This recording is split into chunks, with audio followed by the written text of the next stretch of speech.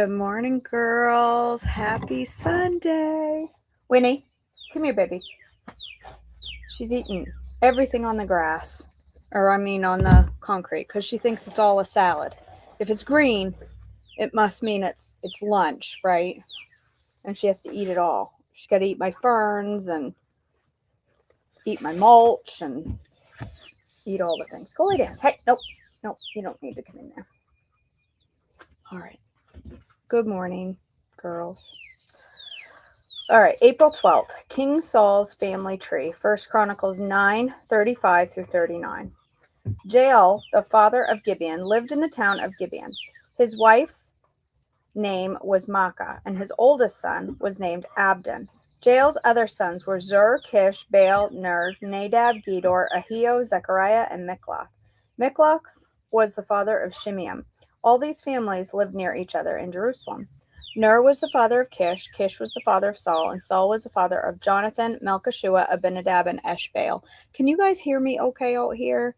Like with the birds and the breeze, and I just want to make sure you guys can hear me okay. Somebody let me know in the chat. No, you don't need to eat my plants. Continued war with Philistia, 1 Samuel 13, 1 through 5. Saul was 30 years old when he became king, and he reigned for 42 years. Saul selected 3,000 special troops from the army of Israel and sent the rest of the men home. He took 2,000 of the chosen men with him to Michmash and the hill country of Bethel. The other 1,000 went with Saul's son Jonathan to Gibeah in the land of Benjamin. Get down. You are not going to eat that whole fern. Get out of there.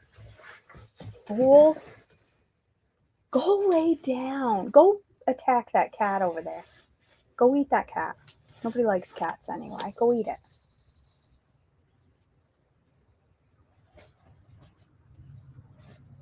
Okay, she spotted the cat. Now we're all good.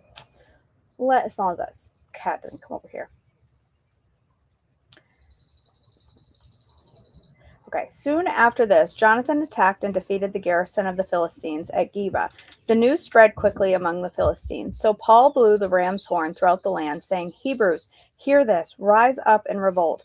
All Israel heard the news that Saul had destroyed the Philistine garrison at Geba, and that the Philistines now hated the Israelites more than ever. So the entire Israelite army was summoned to join Saul at Gilgal. The Philistines mustered a mighty army of 3,000 chariots and 6,000 charioteers, and as many warriors as the grains of sand on the seashore. They camped at Michmash, east of Beth-aven. 1 Samuel 13, 19 through 23. There were no blacksmiths in the land of Israel in those days. The Philistines wouldn't allow them for fear they would make swords and spears for the Hebrews. So whenever the Israelites needed to sharpen their plowshares, picks, axes, or sickles, they had to take them to a Philistine blacksmith. The charges were as follows: 1/4 ounce of silver for sharpening a plow or a pick, or 1/8 ounce for sharpening an axe or making the point of an ox goad. So on the day of the battle, none of the people of Israel had sword or spear except for Saul and Jonathan. The pass at Michmash had meanwhile been secured by a contingent of the Philistine army. 1 Samuel 13, 6 through 7a. The men of Israel saw what a tight spot they were in, and because they were hard pressed by the enemy, they tried to hide in the caves, thickets, rocks, holes, and cisterns. Some of them crossed the Jordan River and escaped into the land of Gad and Gilead. Saul's disobedience and Samuel's rebuke. 1 Samuel 13, 7b through 14. Meanwhile, Saul stayed at Gilgal, and his men were trembling with fear. Saul waited there for 7 days for Samuel, as Samuel had instructed him earlier, but Samuel didn't come. Saul realized that his troops were rapidly slipping away, so he demanded, "Bring me the burnt offering and the peace offerings." And Saul sacrificed the burnt offering himself. Just as Saul was finishing with the burnt offering, Samuel arrived. Saul went out to meet him and welcome him. But Samuel said, "What is this you have done?" Saul replied, "I saw my men scattering from me, and you didn't arrive when you said you would, and the Philistines are at Michmash ready for battle. So I said, the Philistines are ready to march against us at Gilgal, and I haven't even asked the Lord for the Lord's help. So I felt compelled to offer the burnt offerings myself before you came." "How foolish!" Samuel exclaimed. "You have not kept the command the Lord your God gave you. Had you kept it, the Lord would have established your kingdom over Israel forever. But now your kingdom must end, for the Lord has sought out a man after his own heart. The Lord has already appointed him to be the leader of his people because you have not kept the Lord's command. Winnie, Winnie, Winnie, I wouldn't argue with him. You will lose the battle. It's a wasp. I don't think she would enjoy the repercussions of that. Israel's military disadvantage, 1 Samuel 13:15 through 18. Samuel then left Gilgal and went on his way, but the rest of the troops went with Saul to meet the army. They went up from Gilgal to Gibeah in the land of Benjamin. When Saul counted the men who were still with him, he found only 600 were left. Saul and Jonathan and the troops with him were staying at Gibeah in the land of Benjamin. The Philistines set up their camp at Michmash. 3 raiding parties soon left the camp of the Philistines. One went north towards Ophrah in the land of Shual, another went west to Beth Horon, and a third moved towards the border above the valley of Zeboim near the wilderness. Jonathan's daring plan, 1 Samuel 14:1 through 15. One day Jonathan said to his armor-bearer, "Come on, let's go over to where the Philistines have their outpost." But Jonathan did not tell his father what he was doing. Meanwhile, Saul and his 600 men were camped on the outskirts of Gibeah, around the pomegranate tree at Migron. Among Saul's men was Ahijah the priest, who was wearing the ephod, the priestly vest. Ahijah was the son of Ichabod's brother Ahitub, son of Phinehas, son of Eli, the priest of the Lord who had served at Shiloh. No one realized that Jonathan had left the Israelite camp to reach the Philistine outpost. Jonathan had to go down between 2 rocky cliffs that were called Bozez and Seneh. The cliff on the north was in the front of Michmash, and the one on the south was in the front of Gibeah. "Let's go across to the outpost of those pagans," Jonathan said to his armor-bearer. "Perhaps the Lord will help us, for nothing can hinder the Lord. He can win a battle whether he has many warriors or only a few." "Do what you think is best," the armor-bearer replied. "I'm with you completely, whatever you decide." "All right then," Jonathan told him. "We will cross over and let them see us. If they say to us, 'Stay where you are or we'll kill you,' then we will stop and not go up to them. But if they say, 'Come on up and fight,' then we will go up. That will be the Lord's sign that he will help us defeat them." When the Philistines saw them coming, they shouted, "Look, the Hebrews are crawling out of their holes." Then the men from the outpost shouted to Jonathan, "Come on up here and we'll teach you a lesson." "Come on, climb right up behind me," Jonathan said to his armor-bearer, "for the Lord will help us defeat them." So they climbed up using both hands and feet, and the Philistines fell before Jonathan, and his armor-bearer killed those who came behind them. They killed some 20 men in all, and their bodies were scattered over about half an acre. Suddenly, panic broke out in the Philistine army, both in the camp and in the field, including even the outpost and raiding parties. And just then an earthquake struck, and everyone was terrified.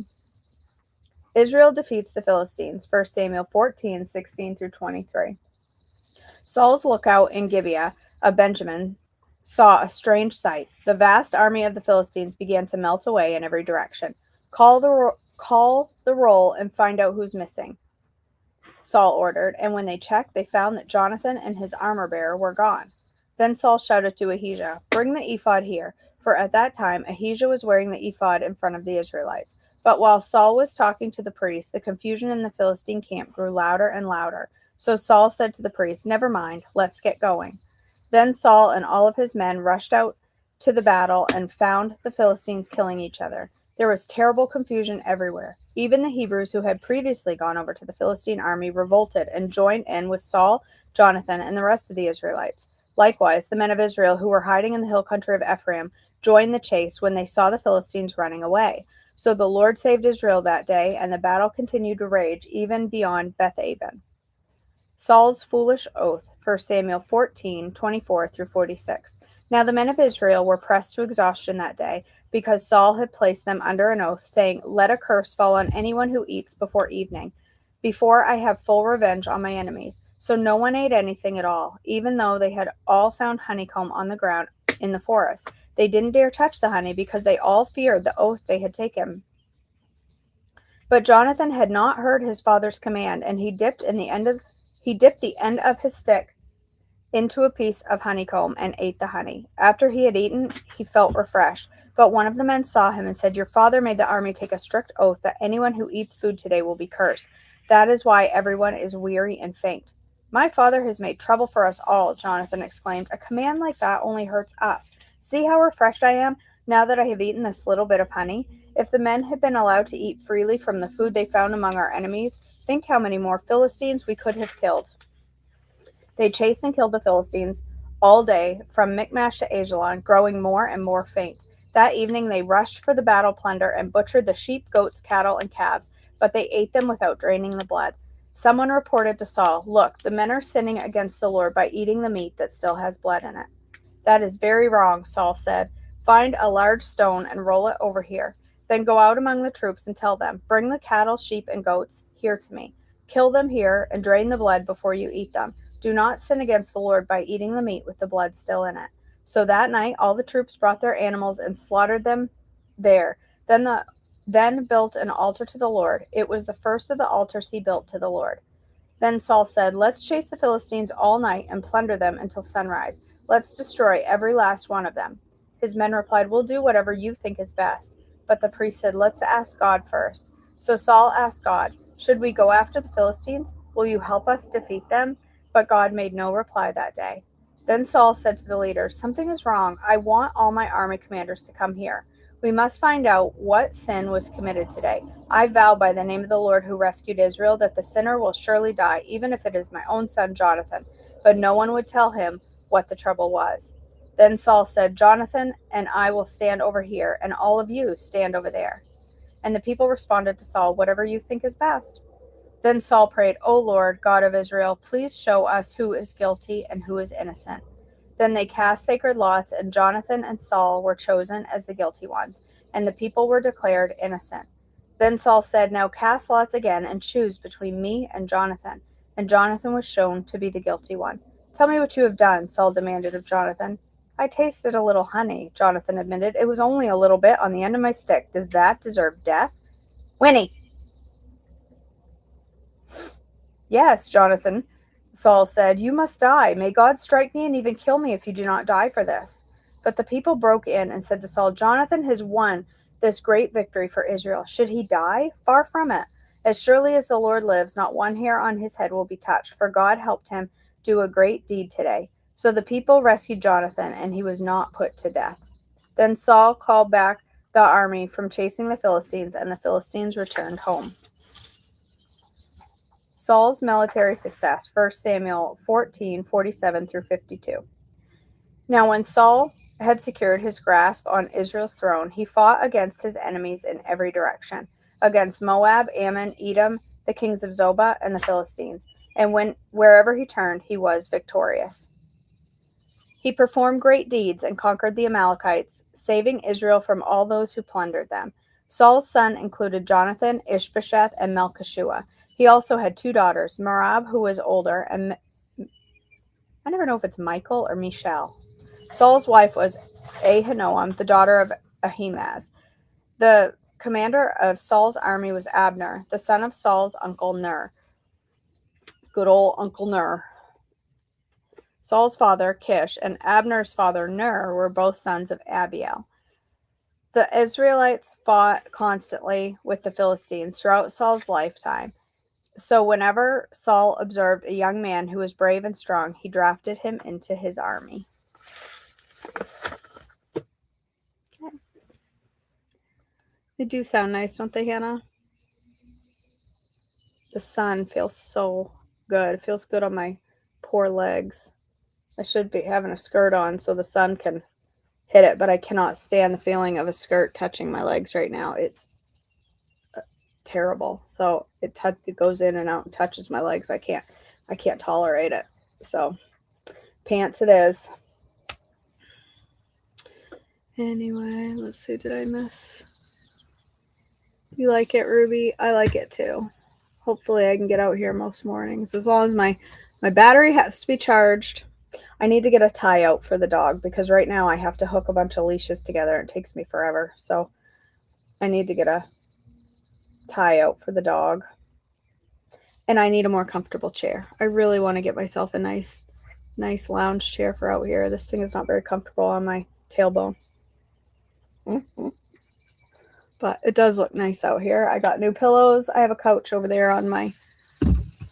Oh, it's kind of... Oh, see, it's hard on the tailbone.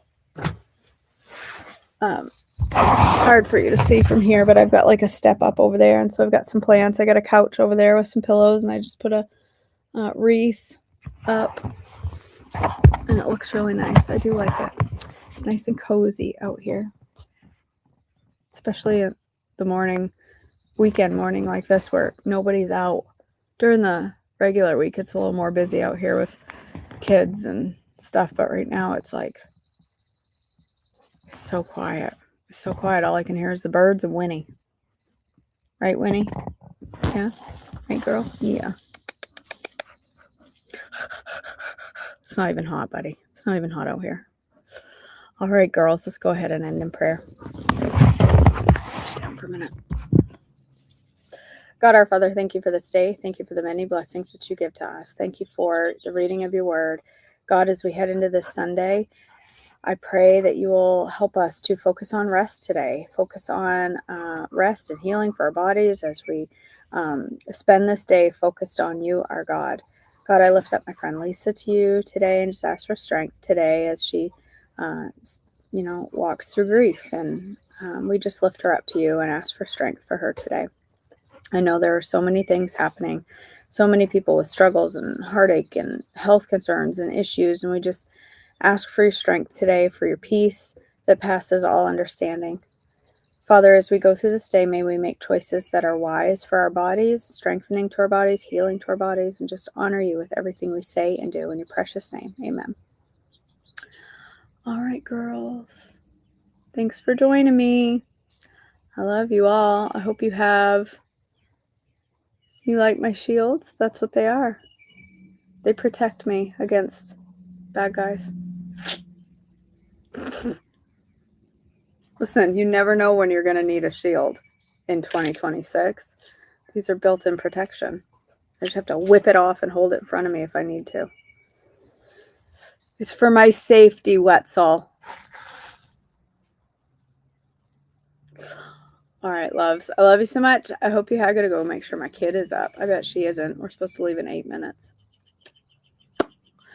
All right. I love you, girls. I hope you have a great day, and I will see you all back tomorrow morning for devotions.